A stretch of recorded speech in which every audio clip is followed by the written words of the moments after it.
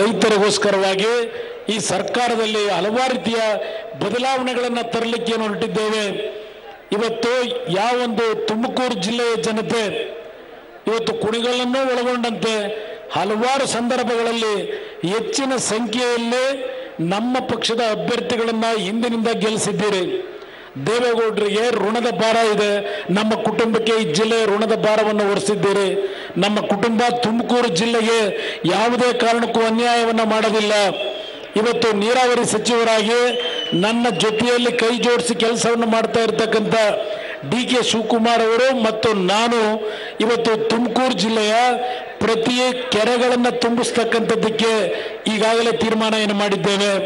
ಪಕ್ಕದ ಇಲ್ಲಿ ತೇನು ಹುಲಿಯೂರು ದುರ್ಗದಲ್ಲಿ ನಾಗರಾಜಯ್ಯನವರು ಒಂದು ಮಾತು ಹೇಳಿದರು, ಡಾಕ್ಟರ್ ರಂಗನಾಥ್ ಅವರು ಏನೊಂದು ಮಾತು ಹೇಳಿದ್ದಾರೆ.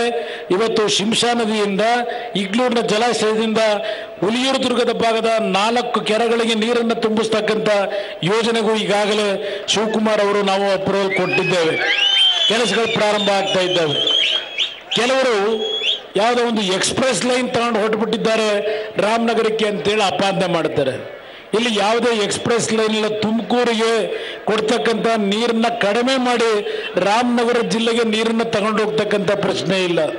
ತುಮಕೂರಿನ ಜನತೆಗೆ ಇವತ್ತು ನಾವು ಯಾವ ರೀತಿಯಲ್ಲಿ ನೀರಾವರಿಯ ಸೌಲಭ್ಯಗಳಿಗೆ ರಕ್ಷಣೆಯನ್ನು ಕೊಡಬೇಕು, ಯಾವುದೇ ಕಾರಣಕ್ಕೂ ತುಮಕೂರು ಜಿಲ್ಲೆಯ ಜನತೆಗೆ ನೀರಾವರಿ ಯೋಜನೆಯಲ್ಲಿ ಅನ್ಯಾಯವನ್ನು ಮಾಡತಕ್ಕಂಥ ಪ್ರಶ್ನೆ ಇಲ್ಲ. ಇವತ್ತು ನಿಮ್ಮಲ್ಲಿ ಕೈ